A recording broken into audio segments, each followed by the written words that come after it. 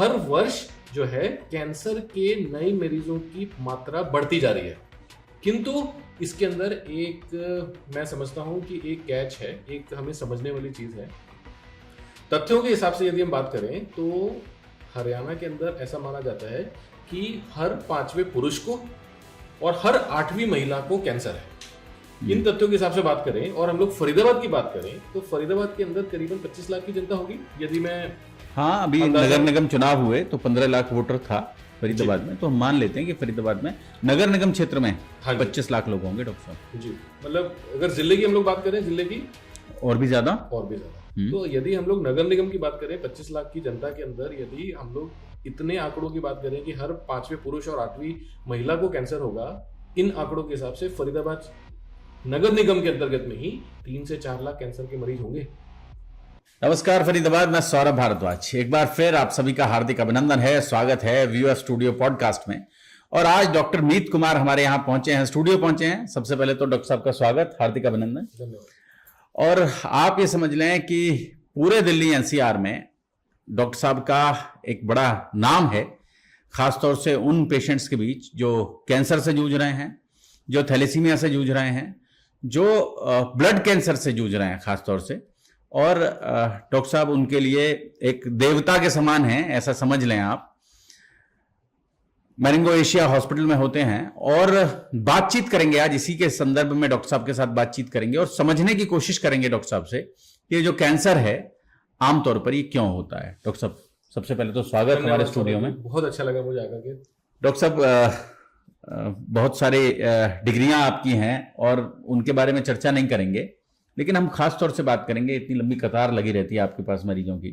आमतौर पर लोग कैंसर पेशेंट्स आ रहे होते हैं, थैलेसीमिया के पेशेंट्स आ रहे होते हैं, बोन मैरो ट्रांसप्लांट के लिए लोग पहुंच रहे होते हैं आपके पास। डॉक्टर साहब सबसे पहले बात कैंसर को लेकर, अगर हम बात करें हरियाणा को लेकर, हम लोग आमतौर पर कैसे देखते हैं आप हरियाणा के स्वास्थ्य को, कैंसर की दृष्टि से कैसे देखते हैं? सौरभ जी, कैंसर की जहां तक हम लोग बात करें, कैंसर आज की तारीख में एक महामारी के रूप में बढ़ रहा है। यह एक सच्चाई है, ये अतिशयोक्ति नहीं होगी कहना। कैंसर आज की तारीख में एक महामारी के रूप में बढ़ रहा है। और अगर हम लोग सरकारी आंकड़ों की भी बात करें, यहाँ जहां पर 2016-17 के अंदर सरकारी आंकड़े बोलते हैं कि हरियाणा प्रदेश के अंदर करीबन 15,000 के आसपास एक वर्ष के अंदर कैंसर के मरीज, नए कैंसर के मरीज पकड़ में आए थे और उन 15,000 में से 12,000 लोगों की जान चली गई थी। ये 2016-17 के सरकारी आंकड़े बोलते हैं। वही आंकड़े 2020 के आंकड़े क्या बोलते हैं? 2020 से 22 के आंकड़े बोलते हैं कि आज की तारीख में 30,000 से 35,000 हर साल नए कैंसर के मरीज पकड़ में आ रहे हैं और करीबन 70% लोगों की जान जा रही है। ये सरकारी आंकड़े बोलते हैं, ये तथ्य है। और हर वर्ष जो है कैंसर के नए मरीजों की मात्रा बढ़ती जा रही है, किंतु इसके अंदर एक मैं समझता हूं कि एक कैच है, एक हमें समझने वाली चीज है। तथ्यों के हिसाब से यदि हम बात करें तो हरियाणा के अंदर ऐसा माना जाता है कि हर 5वें पुरुष को और हर 8वीं महिला को कैंसर है। इन तथ्यों के हिसाब से बात करें और हम लोग फरीदाबाद की बात करें तो फरीदाबाद के अंदर करीबन 25 लाख की जनता होगी। यदि मैं अभी नगर निगम चुनाव हुए तो 15 लाख वोटर था फरीदाबाद में, तो हम मान लेते हैं कि फरीदाबाद में नगर निगम क्षेत्र में 25 लाख लोग होंगे डॉक्टर साहब जी। मतलब अगर जिले की हम लोग बात करें, जिले की और भी ज्यादा तो यदि हम लोग नगर निगम की बात करें 25 लाख की जनता के अंदर यदि हम लोग इतने आंकड़ों की बात करें कि हर 5वें पुरुष और 8वीं महिला को कैंसर होगा, इन आंकड़ों के हिसाब से फरीदाबाद नगर निगम के अंतर्गत में ही 3 से 4 लाख कैंसर के मरीज होंगे।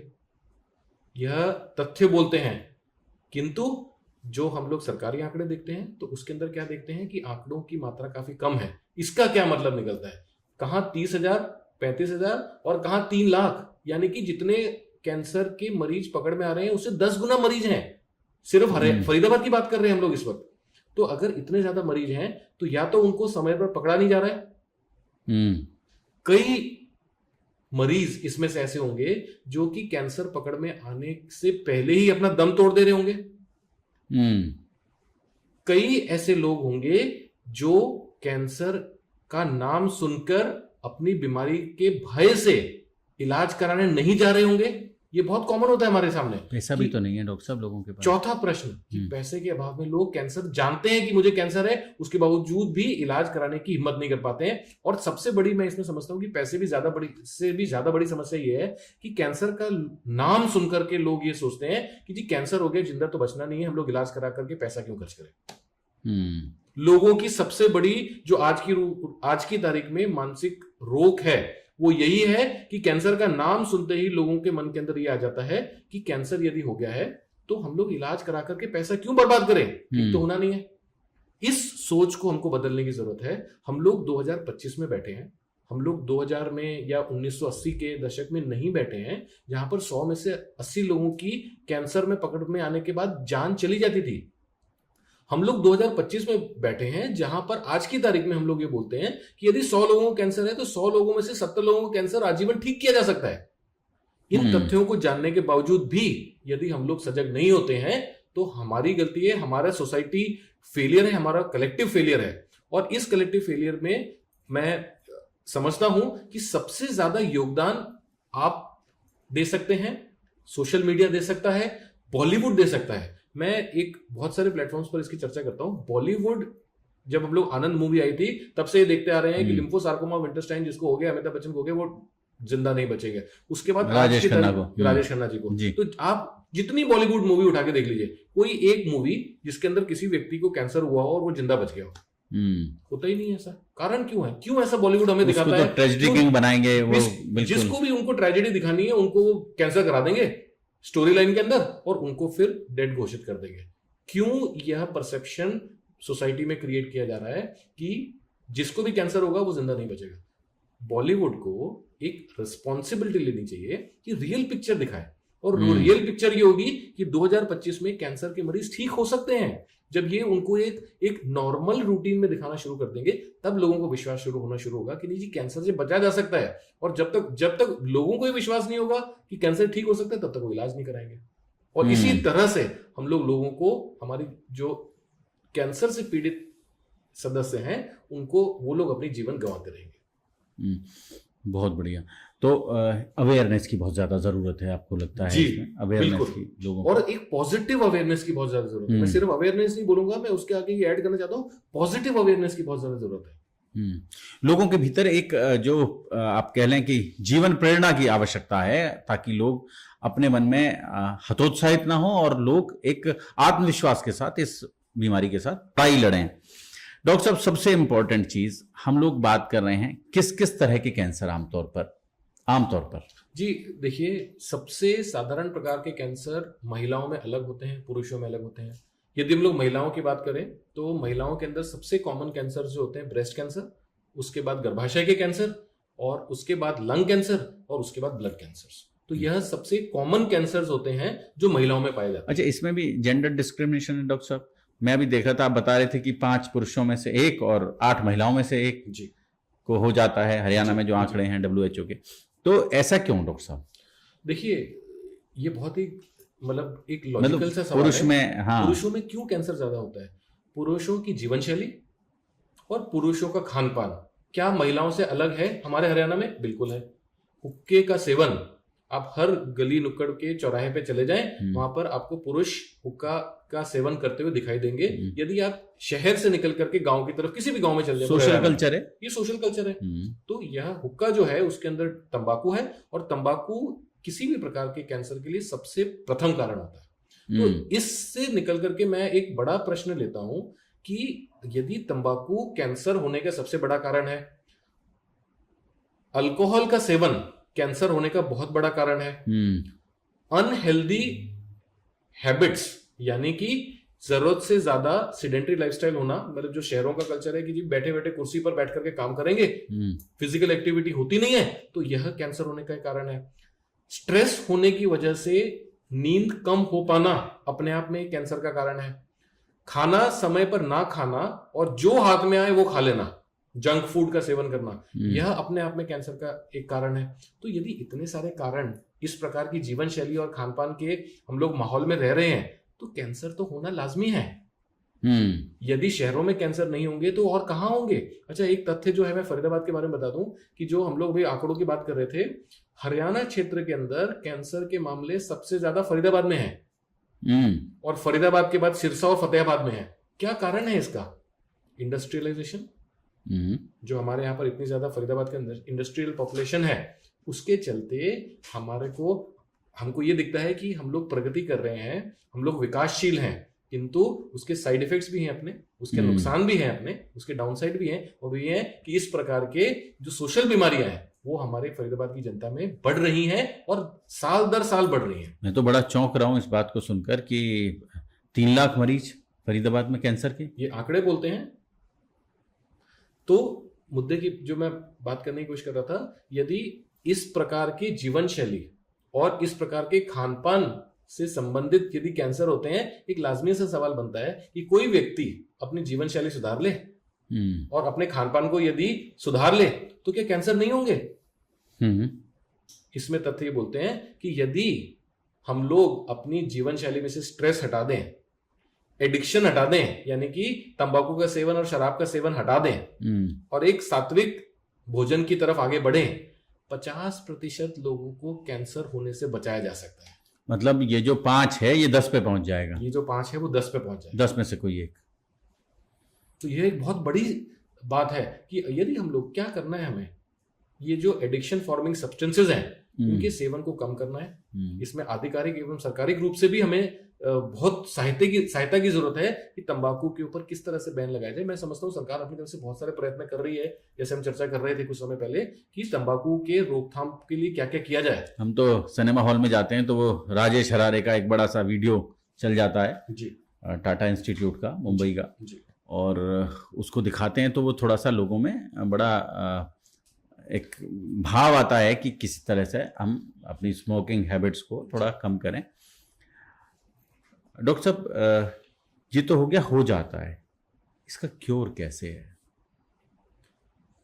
अरे एक और चीज जोड़ूंगा डॉक्टर साहब मैं इसमें। आमतौर पर ये कहते हैं कि जो मोबाइल टॉवर्स हैं इनकी अधिकता, इनसे निकलने वाली जो रेडिएशन है वो भी कहीं ना कहीं इसके लिए कारण बन रही है। जैसे हमने बात किया सौरभ जी, विकासशील, यदि हम लोग विकास के प्रति मोह रखते हैं तो उसके हमें विपरीत परिणाम भी झेलने होंगे। सारी इंडस्ट्रियलाइजेशन, सारी की सारी तकनीकी विकास जो हमारे जीवन को सहूलियत देती हैं, वो सारी की सारी कॉस्ट पर आती हैं, किसी न किसी दाम पर आती है, और वो दाम जो होता है वो हमारा स्वास्थ्य होता है। बहुत बार जीवन भी होता है। बहुत बार जीवन भी होता है जी, ठीक है। तो अब हम बात कर रहे हैं कि कैसे इनको रोकथाम की बात, जैसे हम लोग शुरुआत में बात कर रहे थे कि 2000 या 1980 के दशक में जहां पर 100 में से 80 लोग जिनको कैंसर पकड़ में आता था वो अपना दम तोड़ देते थे। आज की तारीख में हम लोग बोल रहे हैं विपरीत परिस्थिति है कि 100 में से 80 लोगों को हम लोग ठीक कर सकते हैं। क्या कारण है उसके?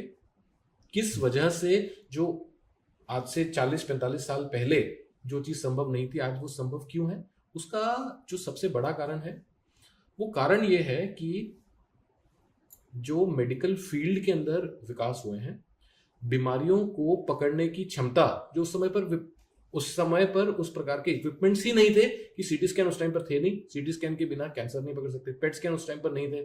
जिन तकनीकी विकास को यूज करके आज की तारीख में हम लोग कैंसर पकड़ पाते हैं, उस टाइम पर वो संभव ही नहीं था। रिसर्च का स्तर बढ़ गया है, रिसर्च का काफी स्तर बढ़ गया है, कई सारे नए शोध की वजह से बहुत सारी इतनी दवाइयां आ गई हैं। मैं एक बात करता हूँ, हमारे एक प्रकार का जो ब्लड कैंसर होता है, हम लोग ब्लड कैंसर की अलग से चर्चा करेंगे, पर मल्टीपल माइलोमा नाम का एक कैंसर होता है, ब्लड कैंसर जिसे कहते हैं, जिसे हम लोग हड्डियों का दीमक के नाम से भी जानते हैं। तो इस प्रकार के कैंसर के अंदर अगर आज की तारीख में हम लोग शोध की बात करें, हर साल 2 नई दवाइयां आती हैं और वो 2 दवाइयां जो हैं पिछली वाली दवाइयों से बेहतर होती हैं। अच्छा, ये साल दर साल पिछले 7-8 सालों से लगातार हम लोग देख रहे हैं कि हर साल 2 दवाई नई आती हैं और जो नई दवाई आती है वो पिछली दवाइयों के मुकाबले में 5% 7% बेहतर होती हैं। तो इस प्रकार के मरीजों के लिए जिनको मल्टीपल माइलोमा का कैंसर होता है, उन लोगों को यदि आज की तारीख में हम लोग एक दवाई यूज कर रहे हैं, वो दवाई हमारी कैंसर को 2 साल के लिए नियंत्रित कर सकती है। मुझे ये पता है कि 2 साल के बाद एक और नई दवाई आ जाएगी और वो दवाई को यूज करके जो आज की कैंसर जो उस दवाई पर कंट्रोल नहीं हो रहा है, वो उस समय की दवाई पर कंट्रोल हो जाएगा। तो इस वजह से मल्टीपल माइलोमा आज से कुछ दशकों पहले तक जो कि घातक बीमारी मानी जाती थी, आज की तारीख में उसे हम लोग धीरे धीरे करके ये बोल रहे हैं कि वो क्रोनिक डायबिटीज और ब्लड प्रेशर की तरह बीमारी हो गई है। आप दवाइयां देंगे, बीमारी कंट्रोल हो जाएगी, और हो सकता है कुछ समय पर कंट्रोल करने के बाद अगर वापस आती है तो हमारे पास और दवाइयां होंगी जिसको देख करके हम लोग और 2-4 साल उस बीमारी को कंट्रोल कर पाएंगे, 6 साल के लिए कंट्रोल कर पाएंगे, जिससे उनका उन्हीं व्यक्तियों का जो जीवन समाप्त हो जाता था कुछ दशकों पहले तक, आज की तारीख में वो अपना एक नॉर्मल लाइफ स्पैन की तरफ आगे बढ़ रहे हैं। डॉक्टर साहब आमतौर पर ये कहते हैं कि अरे इसको तो कैंसर है और अब पता भी 4th स्टेज में चला है, बिल्कुल लास्ट स्टेज है जिसमें इसको जानकारी मिली है कि ये कैंसर है और अब ये क्योर नहीं हो सकता। इस तरह की बातें आमतौर पर हम लोग हम उसी की बात कर रहे थे कि कैंसर को यदि हम लोग अर्ली स्टेजेस में पकड़ लें, जिसे अर्ली डिटेक्शन के नाम से जाना जाता है, अगर अर्ली स्टेजेस में पकड़ लें उसके ठीक होने की संभावना दुगनी हो जाती है। और यही कैंसर लोग अपने सिम्टम्स को निग्लेक्ट करते रहे, खांसी में खून आ रहा है पर निग्लेक्ट कर रहे हैं, पेट में दर्द होता ही जा रहा है, निग्लेक्ट कर रहे हैं, बुखार आ रहा है जो थम नहीं रहा, निग्लेक्ट कर रहे हैं, पेशाब में खून आ रहा है, निग्लेक्ट कर रहे हैं। इस प्रकार के लक्षणों को जो बार बार निरंतर चलते ही रहे, कुछ आपने दवाई ले ली ठीक हो गए पर उसके बावजूद भी उस प्रकार के लक्षण चलते ही जा रहे हैं, तो उन लक्षणों को नजरअंदाज ना करते हुए अपने ऑन्कोलॉजिस्ट डॉक्टर से मिलें, अपने हेमेटोलॉजिस्ट डॉक्टर से मिलें, उनकी जांच कराएं कि क्या कारण है जिसकी वजह से ये लक्षण हमारे ठीक नहीं हो रहे हैं। हो सकता है वो कैंसर हो, और अगर वो कैंसर है और उसको समय रहते यदि हमने पकड़ लिया, उसके ठीक करने की संभावना दुगनी कर सकते हैं। क्यों? आज की तारीख में दवाइयां ऐसी हैं कि अर्ली स्टेज के लिए अलग दवाइयां हैं और एडवांस स्टेजेस के लिए अलग दवाइयां हैं, पर जो एडवांस स्टेज वाली दवाइयां हैं वो इतनी अच्छी कारगर नहीं है। अर्ली स्टेज वाली बीमारियां उसको जड़ से खत्म कर सकती हैं। मतलब शुरू में पता चले तो बहुत अच्छे नतीजे कर सकते हैं। और डॉक्टर साहब कोई ऐसा कि कोई रेगुलर टेस्ट कोई आदमी कुछ इस तरह का करवाता रहे, कुछ इस तरह की देखिए उसमें मतलब मैं बोलता हूं अंतरराष्ट्रीय स्तर पर जो है कैंसर स्क्रीनिंग के लिए अलग अलग टेस्ट दिए गए हैं। वो यदि आप अलग अलग ऑर्गन्स के हिसाब से हैं, जैसे लंग के कैंसर के लिए कुछ टेस्ट होते हैं, ब्लड के कैंसर के लिए कुछ टेस्ट होते हैं, प्रोस्टेट कैंसर के लिए कुछ टेस्ट होते हैं, कुछ ब्लड टेस्ट हैं, कुछ इमेजिंग है जैसे अल्ट्रासाउंड है, सीटी स्कैन है, तो वह एक डेफिनेट प्रोटोकॉल होता है जो कोई भी व्यक्ति 35 साल या 40 साल से अधिक का है उन्हें रेगुलर ईयरली बेसिस पर अपने ऑन्कोलॉजिस्ट या हेमेटोलॉजिस्ट से मिलना चाहिए और इस प्रकार की रूटीन टेस्टिंग कराने चाहिए। जैसे पैप्समियर होता है फीमेल्स के अंदर जो गर्भाशय के कैंसर होते हैं उनके लिए। वैक्सीन्स का आज की तारीख में बहुत प्रचलन है और मैं समझता हूं कि वैक्सीन जो हैं कुछ प्रकार के सर्वाइकल कैंसर्स के लिए जैसे जो वैक्सीन है वो बहुत ही इफेक्टिव मेडिसिन हैं, बहुत ही कारगर दवाइयां हैं और वो रूटीनली कैंसर वैक्सीन का प्रचलन बढ़ना चाहिए, क्योंकि वो एक बहुत बड़ी जो एक कॉमन कैंसर है महिलाओं का सर्वाइकल कैंसर, उससे बचाने में बहुत हद तक सक्सेसफुल है। आमतौर पर डॉक्टर साहब चर्चा चलती है बोन मैरो ट्रांसप्लांट के बारे में हम लोग बात करते हैं, ये कौन कौन से कैंसर में कारगर सिद्ध होता है और भी कौन कौन सी बीमारियों में ये कारगर सिद्ध होता है? यदि हम लोग ब्लड से संबंधित बीमारियों की बात करें, मैं इसमें शुरुआत इस तरह से करना चाहूंगा कि ब्लड कैंसर लोगों के मन के अंदर एक ऐसा डर है कि नाम सुनकर ही लोग ये बोलते हैं कि यह व्यक्ति नहीं बचेगा और हो सकता है 2 हफ्ता भी ना जिंदा बच पाए। हमारे पास मरीज आते हैं इस प्रकार के कि सर ब्लड कैंसर हुआ है और हमें बताया गया है कि 2 हफ्ते भी, हमारे परिवार वाले बोल रहे हैं कि 2 हफ्ते भी जीवन संभव नहीं है। हाल ही में हमने कुछ सेलिब्रिटीज के बारे में भी सुना जिनको ब्लड कैंसर हुआ था, उसमें से कुछ ठीक हुए, कुछ नहीं ठीक हुए। आप किरण खेर जी की बात करें, उनको मल्टीपल माइलोमा हुआ था। लीजा रे जो एक्ट्रेस थी उनको कुछ समय पहले मल्टीपल माइलोमा हुआ था। ऋषि कपूर जी को अक्यूट ल्यूकीमिया हुआ था। तो इस प्रकार के बहुत से सेलिब्रिटीज हैं जिनको ब्लड के कैंसर्स हुए हैं और बहुत से लोग इनमें से ठीक हुए हैं। तो ब्लड कैंसर नाम सुनकर के यदि कोई व्यक्ति आज की तारीख में 2025 में बैठ करके ये बोलता है जी ब्लड कैंसर ठीक नहीं हो सकता है, तो वो गलत बोल रहा है। उसके पास जानकारी का अभाव है, उन्हें अपनी जानकारी को सुधारने की जरूरत है, क्योंकि ब्लड कैंसर आज की तारीख में ठीक नहीं हो सकता, परमानेंटली क्योर किया जा सकता है और 100 में से 60 से 80 लोगों को परमानेंट क्योर किया जा सकता है ब्लड कैंसर की जैसी भयानक बीमारी से भी। तो ब्लड कैंसर आज की तारीख में डरे बिना आप अपने हेमेटोलॉजिस्ट डॉक्टर के पास जाएं और उनसे पूछें, सही सवाल पूछें। मेरा निवेदन सबसे रहता है आज की तारीख में कि हम लोग जो है हमें सीखने की जो है समाज में हमें ये सीखने की जरूरत है कि हमारे सही प्रश्न क्या होने चाहिए। हमें लोगों को ये बताना चाहिए कि यदि हम किसी परिस्थिति में हैं, किसी प्रकार के कैंसर से जूझ रहे हैं, तो हमारे लिए सही प्रश्न क्या होना चाहिए हमारे डॉक्टर के लिए, ताकि हम लोग सही इलाज सही समय पर करा सके। जैसे ब्लड कैंसर के बारे में, बोन मैरो ट्रांसप्लांट के बारे में हम लोग बहुत चर्चा करते हैं। बोन मैरो ट्रांसप्लांट एक इलाज है जो कि सर्जरी नहीं है। ये एक मिथ्य धारणा है कई लोगों को होती है कि बोन मैरो ट्रांसप्लांट किसी प्रकार की सर्जरी है। ये कोई सर्जरी नहीं है, ये एक मेडिकल चिकित्सा है, पहली चीज। दूसरी चीज, यह दो प्रकार का हो सकता है, जिसके एक प्रकार का होता है जिसके अंदर जो मरीज है उस मरीज के खुद के ही स्टेम सेल्स उसके इलाज के लिए यूज किए जाते हैं, और दूसरे प्रकार का जो बोन मैरो ट्रांसप्लांट होता है जिसके अंदर डोनर के स्टेम सेल्स यूज करके पेशेंट की बीमारी को खत्म किया जाता है। तो ये दो प्रकार के बोन मैरो ट्रांसप्लांट होते हैं मूलतः। और बोन मैरो ट्रांसप्लांट से अंदाजन हम लोग ये समझते हैं कि 60 से 70% लोगों की बीमारियों को हम लोग जड़ से खत्म कर सकते हैं।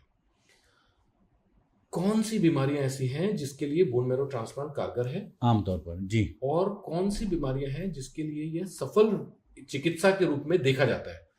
कुछ प्रकार के ब्लड कैंसर सर्वोत्तम है इसके अंदर। Acute myeloid leukaemia blood cancer का एक ऐसा रौद्र रूप जो कि कुछ सालों पहले तक ऐसा बोला जाता था कि 100 में से 100 लोग नहीं जिंदा बचेंगे, मर जाएंगे। वो आज की तारीख में 100 में से 60 लोग 70 लोग आजीवन बोन मैरो ट्रांसप्लांट की वजह से ठीक हो पा रहे हैं। अलग अलग प्रकार के और भी ब्लड कैंसर जैसे मल्टीपल माइलोमा है, लिम्फोमा है, हॉजकिंस और नॉन हॉजकिंस लिम्फोमा, ये सारे ब्लड कैंसर है जिनके लिए बोन मैरो ट्रांसप्लांट एक वरदान है। कुछ प्रकार के नॉन कैंसरस कंडीशंस जिनके अंदर बोन मैरो ट्रांसप्लांट, जैसे हम लोग कुछ समय पहले चर्चा कर रहे थे, थैलेसीमिया जो एक प्रकार का रोग होता है, जो एक जन्मजात बीमारी है, बच्चों के अंदर होती है, वंशानुगत बीमारी है, और बच्चा जिसको थैलेसीमिया मेजर की तकलीफ हो वह बच्चा आजीवन, जब तक उसका जीवन काल रहेगा तब तक उसे हर महीने या हर 1.5 महीने में या हर 2 हफ्ते में खून चढ़ाते ही रहना पड़ेगा। और एक समय ऐसा आएगा खून की मात्रा चढ़ाते चढ़ाते शरीर में इतना ज्यादा आयरन जमा हो जाएगा कि वो आयरन शरीर के हर अंग को फेल कर देगा, और वो बच्चा जो है जिसको सिर्फ खून चढ़ा करके थैलेसीमिया का इलाज किया जाए, उनका एक एवरेज लाइफ स्पैन हम समझते हैं 26 साल के आसपास होता है। इन प्रकार के बच्चों को आप आजीवन बोन मैरो ट्रांसप्लांट के इलाज से आजीवन क्योर कर सकते हैं। यह एक, आप सोचिए कि जो एक बच्चा 2 साल का बच्चा है, 2 साल की उम्र से उसको लगातार खून लग रहा है, और उसका हमें पता है कि खून लगाने के बावजूद भी उसका जीवन काल सिर्फ 26 साल या 27 साल या 25 साल होगा। उन बच्चों को यदि आप एक जीवन दान दे सकते हैं इस ट्रीटमेंट के माध्यम से, तो इससे ज्यादा अच्छी बात क्या हो सकती है।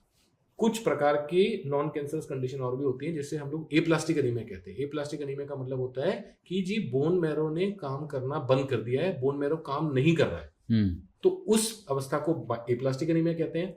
उस बीमारी के अंदर 100 में से 90 लोगों को बोन मैरो ट्रांसप्लांट करके ठीक किया जा सकता है। आज की तारीख में बहुत से हमारे मित्र हैं जो हमसे बात करते हैं ऑटो इम्यून बीमारी के बारे में। आपने एक बीमारी का नाम सुना होगा, मल्टीपल स्क्लेरोसिस, जो कि ब्रेन के अंदर नसों को कमजोर कर देती है, और उस कमजोर होने की वजह से पेशेंट्स जो हैं एक डेबिलिटेटिंग कंडीशन या एक पैरालिसिस की कंडीशन में पहुंच जाते हैं। और यह जो कंडीशन है सिर्फ शरीर के अंगों को नहीं, शरीर के अंदरूनी अंगों को भी प्रभावित करती है। इस प्रकार की बीमारी को जहां पर मेडिकल ट्रीटमेंट काम ना कर रही हो, उसके अंदर बोन मैरो ट्रांसप्लांट करके इन प्रकार के मरीजों को भी एक नया जीवन दान दिया जा सकता है। तो बहुत सी ऐसी बीमारियां हैं जिनके अंदर बोन मैरो ट्रांसप्लांट कारगर ही नहीं बल्कि जीवनदान के रूप में साबित हो रहा है। बहुत बढ़िया डॉक्टर साहब, हमने बात कर ली कि कैंसर क्यों होता है, हमने इस पर बात कर ली कि कैसी शैली से उसको रोका जा सकता है, हमने इस पर बात कर ली कि कैंसर को अगर हमने क्योर करना है तो कौन कौन सी स्टेजेस हैं जहाँ पर इसके बारे में हम लोग, और कैसे उसको रोकें ताकि हम लगातार अपना, कुछ और लगता है कि लोग कुछ और करें ताकि वो कैंसर से दूर रहें, प्लास्टिक को अपनी लाइफस्टाइल से दूर करें, या कुछ ऐसा, यूरिया को, या कुछ ऐसा जो आपको लगता है केमिकल और ये सब चीज़ें मानव के जीवन में इतनी ज़्यादा हो गई जिनकी वजह से कैंसर। मैं इसका जो है उत्तर इसी रूप में देना चाहूँगा कि जीवन शैली के अंदर हमारा, इसके अंदर ऑर्गेनिक खाने का कंजम्पशन से लेकर के मिलावटी घी और तेल के कंजम्पशन से लेकर के, हम लोग जिस वातावरण में रहते हैं, हमने कुछ वर्षों पहले ये डेटा हम सबने सुना था कि यदि कोई व्यक्ति एनसीआर में रह रहा है तो वो ना चाहते हुए भी 10 सिगरेट का सेवन कर रहा है। तो 16 सिगरेट हो गया बाद में, फिर बाद में 16 अब 22 भी सुनने में आता है कई बार कि 22 सिगरेटें पी जाता है वो। तो इसका क्या निदान है, इस प्रकार की समस्या का निदान क्या है? तो जीवन शैली। अब जीवन शैली के अंदर आप हो सकता है कि एनसीआर ना छोड़ सके, तो आपको इन सब भी प्रकार के एक्सपोजर्स को, ऑर्गेनिक एंड टॉक्सिक एक्सपोजर्स को तो झेलना ही पड़ेगा, उसका कोई ऑल्टरनेटिव नहीं है। इसके बीच में हम लोग क्या ऐसा कर सकते हैं कि हमारे जीवन को हम लोग और ज्यादा स्वस्थता की तरफ लेके चले जाएं। आप अपने जीवन को एक तो स्ट्रेस फ्री करें। सबसे पहली चीज मैं बोलना चाहूंगा, अपने जीवन में से स्ट्रेस की कमी करें। अननेसेसरी स्ट्रेस ना लें। ट्रैफिक का स्ट्रेस, जॉब का स्ट्रेस, वर्क प्लेस का स्ट्रेस, गर्लफ्रेंड बॉयफ्रेंड होने का स्ट्रेस, तो ये सारे के सारे स्ट्रेसेस को अपने जीवन से कम करेंगे तो एक तो आप अपना एक सही दिशा में आगे बढ़ने की पहल कर पाएंगे। दूसरी चीज, जहां तक संभव हो ऑर्गेनिक फार्मिंग के जरिए जो खाना अवेलेबल होता है उसका सेवन करें, यानी कि pesticide free, toxic chemical free खाने का प्रयोग करें। हमने बीच में एक अभी हमने रिसेंटली में वीडियो काफी सुने थे, जो है कि आज की तारीख में जो नॉन डिसॉल्वेबल प्लास्टिक हर हमारे खाने के आइटम से लेकर के तो पहनने के आइटम से लेकर के हर जगह पर है। वो हम लोग जो कपड़े पहनते हैं, कपड़ों के अंदर जो सिल्क फ्री, हम लोग स्टेन फ्री कपड़े पहनते हैं, उसके अंदर जो मटेरियल यूज होता है, जो हमारे स्टेनलेस फर्नीचर के अंदर जो मटेरियल यूज होता है, हमारे जो खाने के फूड पैकेजिंग के अंदर जो मटेरियल यूज होता है, जो प्लास्टिक यूज होता है, ये सारे के सारे कैंसर के कारण बनते हैं। अभी कल परसों एक वीडियो वायरल हुआ डॉक्टर साहब, और उस वीडियो में वो एक सज्जन है, वो बड़ा कढ़ा है और उसमें वो तेल डालते हैं, तो वो तेल का जो पैकेट है उसको काटते नहीं हैं, वो पैकेट को ऐसे ही डाल देते हैं उसमें जी। देखिए, तो वो जो प्लास्टिक है उसका पिघल जाता है, तो तेल उसमें भर जाता है। उसमें तो चालान वालान भी हुआ है, फाइन हुआ है, मतलब। लेकिन इस तरह की जीवन शैली जो है वो निश्चित रूप से कहीं ना कहीं घातक तो है ही। तो इन सब चीजों से बचने के लिए हमें सजग होना पड़ेगा। हम जितना ज्यादा जागरूक रहेंगे इन सभी समस्याओं के बारे में, और जितना हम लोग आधुनिकीकरण के ऊपर और अपनी जीवन शैली को सरल बनाने के लिए जो नई नई चीजें आ रही हैं उनको यूज ना करते हुए, मोबाइल कितना बड़ा कारण बन रहा है आज की तारीख में। इतना जो रेडिएशन एक्सपोजर होता है उसकी वजह से अलग अलग कैंसर हो, आज की तारीख में यह प्रमाणित हो चुका है कि मोबाइल के रेडिएशन की वजह से कैंसर हो रहा है। तो इन सब जीवन शैली की चीजों को हम लोग सजग होकर के, जागरूक होकर के, कुछ चीजें ऐसी हैं जो हमारे हाथ में नहीं है, पर जो चीजें कम से कम हमारे हाथ में हैं उन चीजों को हम लोग कोशिश करें, सही दिशा में लेके जाएं और एक स्वस्थ जीवन की तरफ आगे बढ़ें। तो हो सकता है आगे आने वाले कुछ सालों के अंदर हमको कैंसर जो एक रॉकेट की स्पीड पे बढ़ रहा है या महामारी के रूप में बढ़ रहा है, उसके ऊपर किसी प्रकार के हम लोग ब्रेक लगाने में सफल हो पाएंगे। अब मोबाइल का तो ऐसे समझे डॉक्टर साहब, विधाता ने लोगों के हाथ में मोबाइल बनाया ही नहीं, वरना तो वो आप समझ लें कि इतना ज़रूरी हो गया है कि जब से उठते हैं आप उसमें देखेंगे, टाइम देखेंगे तो रेगुलरली बताएगा कि 10 से 12 घंटे मोबाइल इस्तेमाल किया जा रहा है। 15 घंटे भी इस्तेमाल किया जा रहा है मोबाइल, पूरे दिन में 15 घंटे आप समझ लें कि मोबाइल के अलावा और कुछ चल ही नहीं रहा है जी। डॉक्टर साहब, हमारे स्टूडियो पधारने के लिए, हमारे साथ इतनी बहुत दिलचस्प चर्चा करने के लिए आपका बहुत बहुत धन्यवाद डॉक्टर साहब, बहुत बहुत शुक्रिया। बहुत बहुत धन्यवाद सौरभ जी, बहुत बहुत धन्यवाद। जोड़ेंगे फरीदाबाद आपको शहर की ऐसी ही और महत्वपूर्ण पर्सनालिटीज के साथ। बहुत बहुत शुक्रिया।